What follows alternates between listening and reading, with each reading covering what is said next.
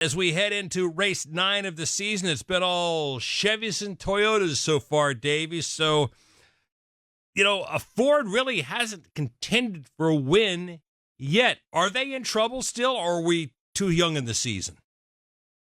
I think they're in trouble.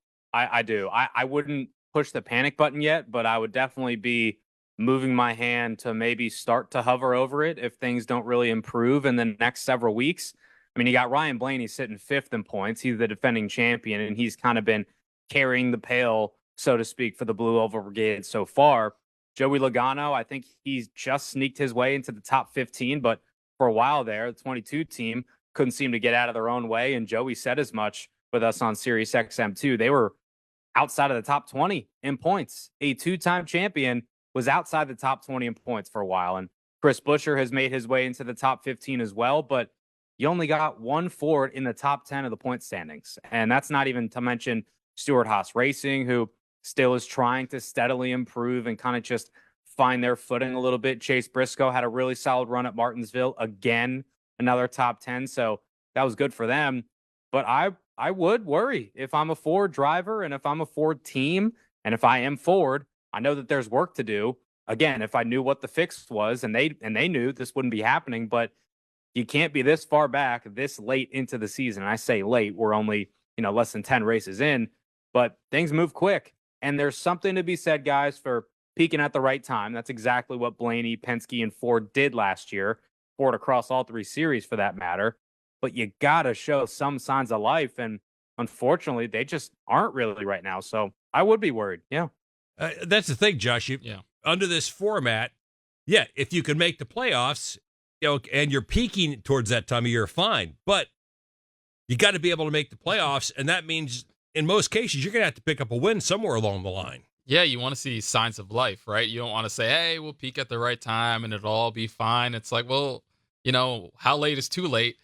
And our buddy Larry Mack was talking the other day. I think it was either on Race Hub or maybe it was on his show about the fact that the Fords had looked at this weekend at Texas as kind of being the breaking point as to when they start to panic. I'm sure they didn't use the word panic, but when you start to be like, all right, we might have a problem here, because at this point you will have gone to a couple mile and a half. So obviously you've gone to the road course and the super speedways and the short tracks. So you've checked off a number of boxes. And if you haven't started to improve by this point, then we got to figure something out. And we know they're getting used to the new body and everything like that. But, when you look at, to Davey's point, Blaney being the only one in the top 10 and Joey finally, waking up and doing some things and moving up the standings a little bit. But, I'm surprised that Buescher hasn't, made more of an impact so far and the others are struggling, that I would be concerned, especially when we see what the other manufacturers are doing. You're usually at the point where Joey's got to win and Blaney's got to win and something else has happened and you don't have that to this point in the season. It's concerning. I think, Davey, that Josh makes a great point. You look at Texas this week, intermediate track, the second intermediate track of the year after Texas or after Las Vegas. Then you go to Talladega, which we know is a crapshoot. Dover, that's a mile track. But then you got Kansas, Darlington, and Charlotte. All 3 of those are intermediate tracks. If Ford doesn't show much this week,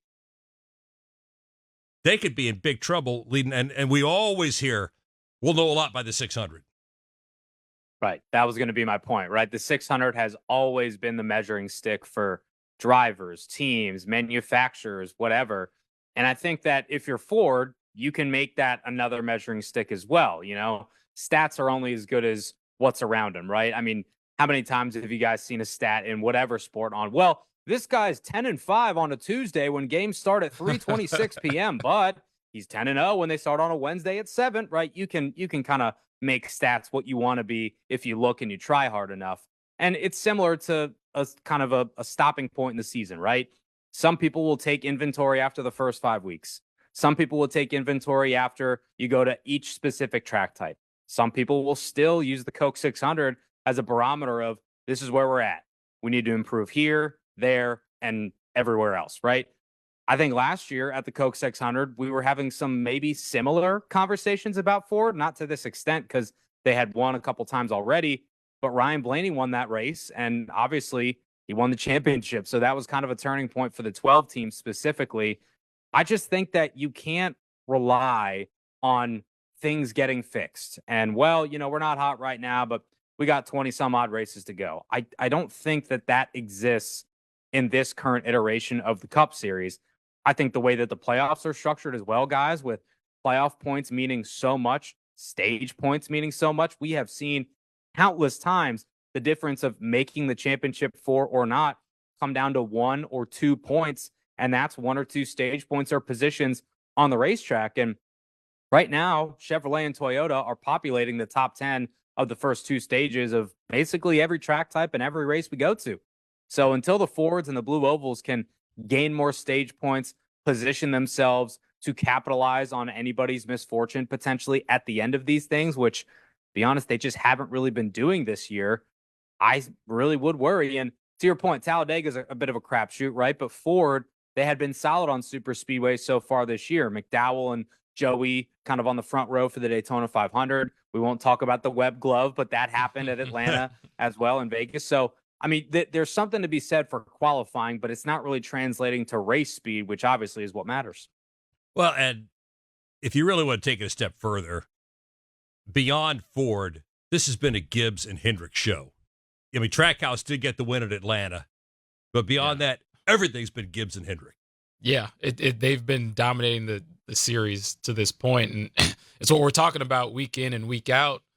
And you just wonder, when we're going to see something out of Penske or Haas or any of the Blue Ovals to that point. But, they've really figured it out, and we go to so many of these tracks, and it's on the broadcast. It's like, this is a JGR track. It feels like week in and week out. And this past weekend, we know Hendrick's going to do it. And it's one of those things where, we like a battle between 2 organizations, but we want to see a little more parity in this. We want to see what the Blue Ovals can figure out. And I think obviously it's not something that they're not working on. I sat down with Blaney and talked with him last week just about how the season started and where they were. And to his point, he looked at it at the start of the season. It looked like they picked up where they left off. They were red hot out of the gate, and they were clicking off top 10s and top 5s, and then they've kind of waned since.